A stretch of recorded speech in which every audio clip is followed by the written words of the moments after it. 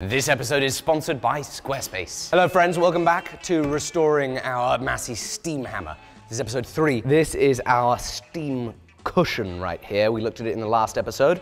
What I want to start with today is cleaning it up. I want to chuck this thing in the lathe and get these surfaces nicer. After that screw was bouncing around and messing it up for 100 years, or who knows how long. I think it deserves a freshen up. First of all, we're gonna get these piston rings out of there and record how they're oriented. If I break this piston ring, I'm gonna be very disappointed. How do you get a piston ring off? Oh, maybe this is the technique, eh? Woo! Damn, that's scary. Ah, it hasn't broken. Oh yeah, that's a lot easier, that one, isn't it? Alrighty. Whoa, look at that, isn't that interesting? Like this big old burr in there. How did that happen? See the burr here too. How on earth does that get made? What happened to cause you? I'm gonna see if I can put it in the 3-jaw chuck without having to put the 4-jaw chuck in. We'll kind of have a look and see how it plays out. We very well may not get this thing centered enough for us to like it. But you won't know if you don't try, hey? Tell you what, this dial is doing a lot of this, but it's mostly around one particular spot. Yummy! Okay, that's kind of reassuring. It may not be too bad. I tell you what, it looks pretty good on the eye too. It's taking a pretty even cut across the face with 1/10 of a millimeter. I'm gonna bring this face back 1 whole millimeter.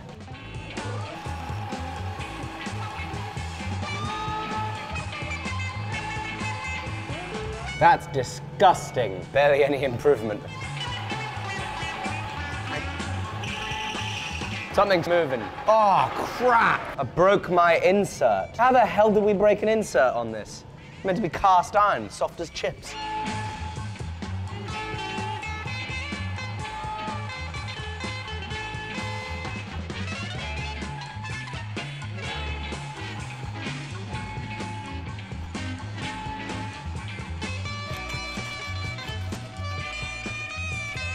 Right, so I've pulled it out of the lathe and you can see that that surface finish is still not perfect.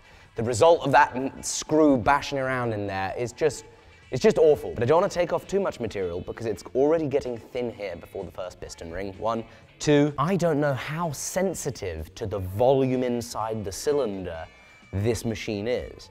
And maybe even removing the 1 millimeter of cast iron that we did could be enough to affect things, so I don't want to go too far. Now, one of the considerations we also have is whether with these big, massive divots, we go ahead and grind them down, preheat, fill it with weld, and then turn it back down.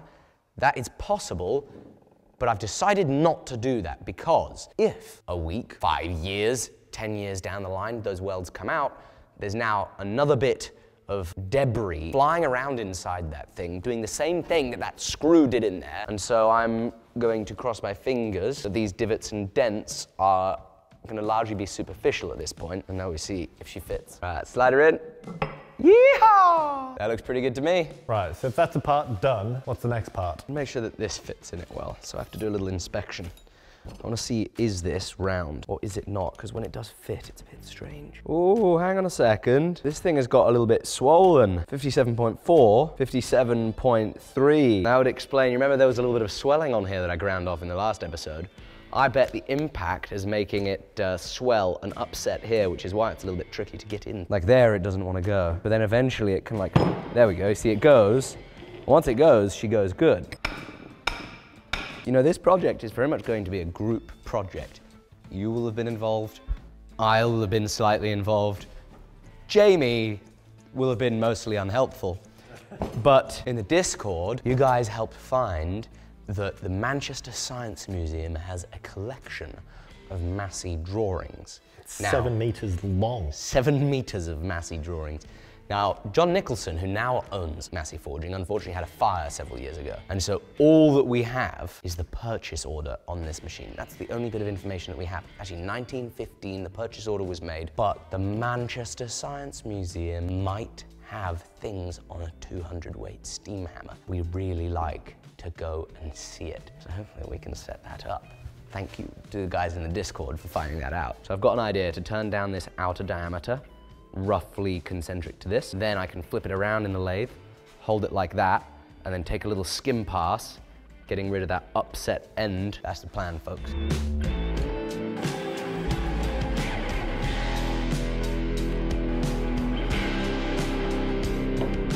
Yeah, that's much better. Look at that. I also took a millimeter off the front here to account for the shortening of this.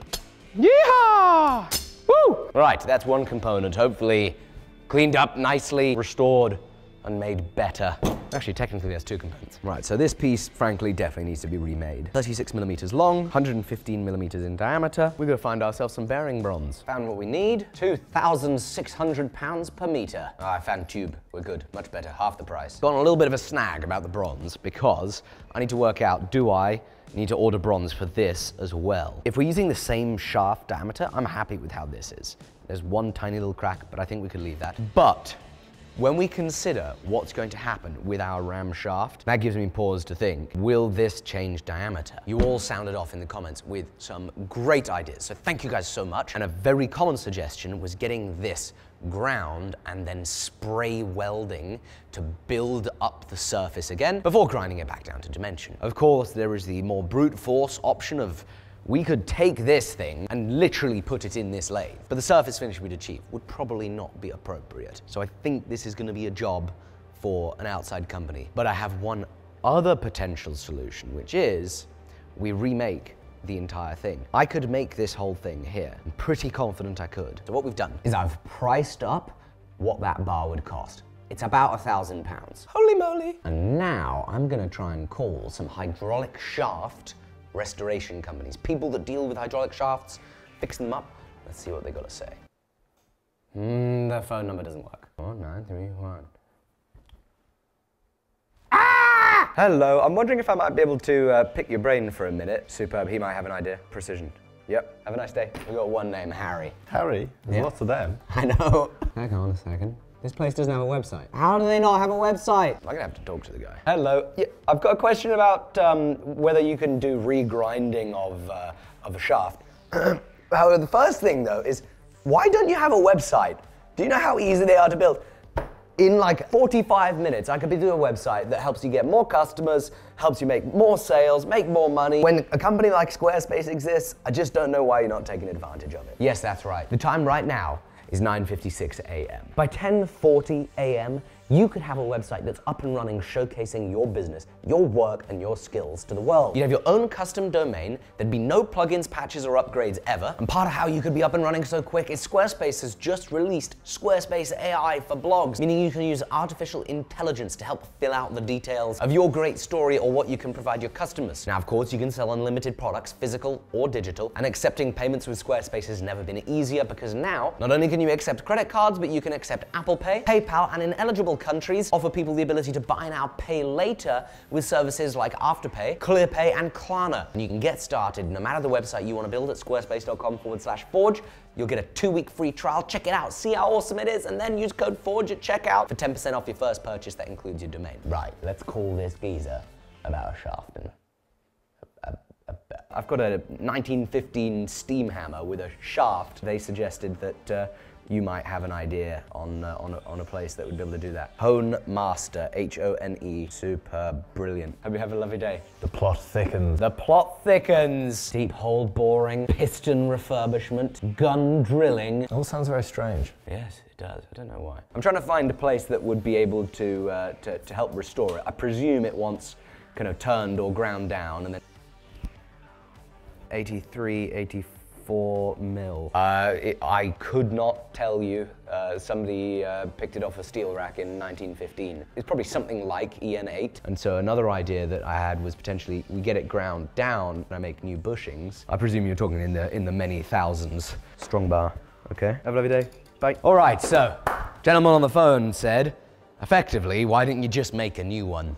He thinks that's going to be the cheapest option. Would be kind of cool. Another option is just sending this to go get ground down and just reducing the diameter of the entire thing and then make those to suit. To be fair, that does feel like the most reasonable option. This is going to be the least cost-effective power hammer restoration that anybody has ever undertaken.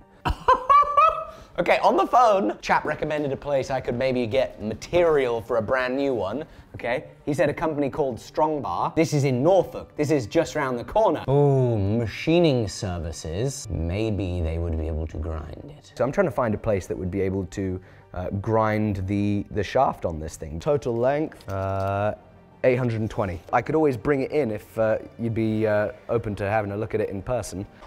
We've got a lead, and we are going to go there after lunch, and they're going to have a look at it. What he did say on the phone is, by the sounds of it, with their equipment, it would be possible to grind, but they'd have to grind it between centers. So, in preparation, because I'm concerned he might not want this big flange on there, I want to do a little bit of exploration. Might as well get these piston rings out.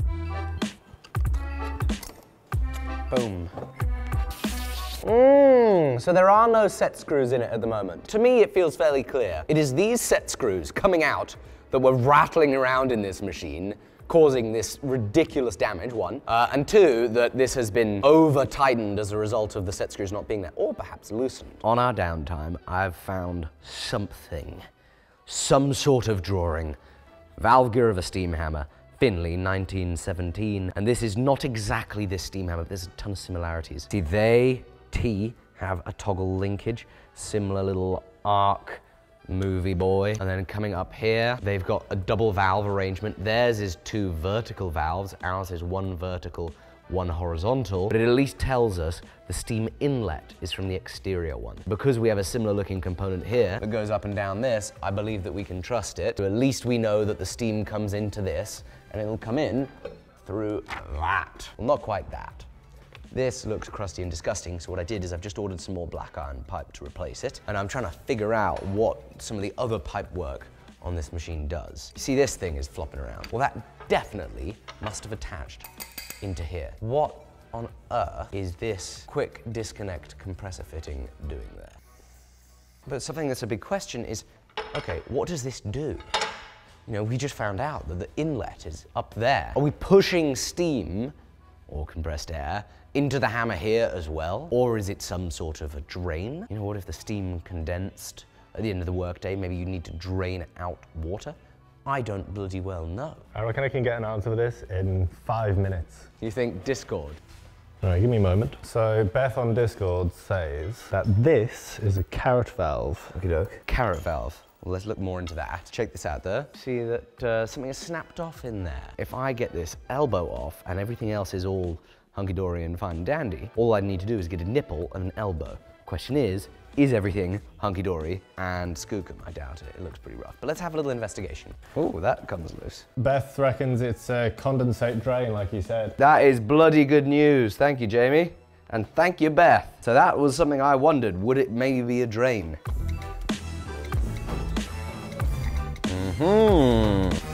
Why is that off center? Hole's bloody off center.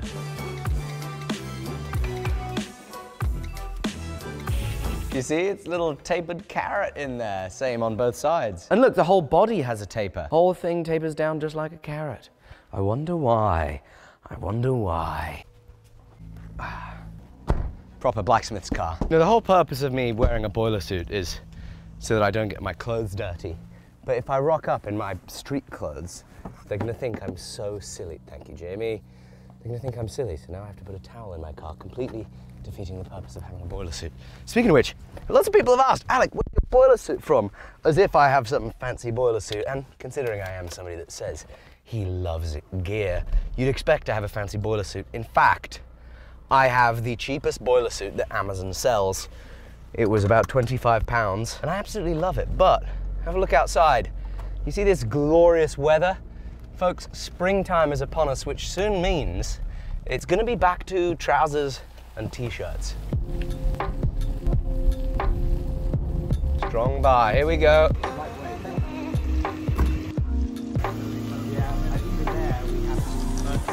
Try and find out if it's straight or if 110 years of smashing steel has bent it. That's not too bad. I've seen a lot worse. Yeah? Yeah. So this is the machine that we're gonna hopefully put the shaft on. Indeed. So you see the importance of having the 2 centres either end, Yeah. to be able to grind it.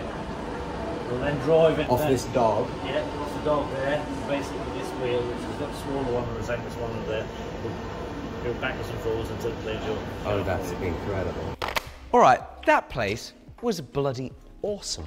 Here, in Norfolk, a county that isn't known for its industrial heritage. There is an awesome family-run precision grinding business, and I didn't even know it existed. So that was cool. We got an awesome tour, and I got to see centerless grinding for the first time ever. We saw the machine that they would be using to grind it between centers, and it seemed like they were keen to take on this odd job, despite the fact that they've obviously got a lot of other stuff going on. So we're back here, they've got the RAM, we wait, but we continue cracking on. They really don't make stuff like they used to. This thing is really beautiful. Let's have a look at what happens when we twist it. What does a carrot valve do? Oh, that's interesting. So I wonder why this type of valve exists as opposed to the other types of valves. Sound off down below what makes a carrot valve special, and check out the comments down below to find out if you're curious, or use Google. Oh, hi Yogo, what you doing? You like carrots? She likes real carrots, not these fake brass ones. I've ordered all new plumbing to replace all of this stuff. We can use the existing carrot valve because it's in good condition. But now, I think this thread could maybe use cleaning up, so I also ordered a brand new tap. It only cost 40 quid. I actually ordered it for this, but I think the size is different. Here, on the head of the machine, this big old girl, there is also a hole, and again, it looks like something had snapped off of it, and the remnants are inside. We need to deal with this. Let's see, can we chip this thing out? Well, as some commenters have pointed out, it can't be stuck if it's liquid.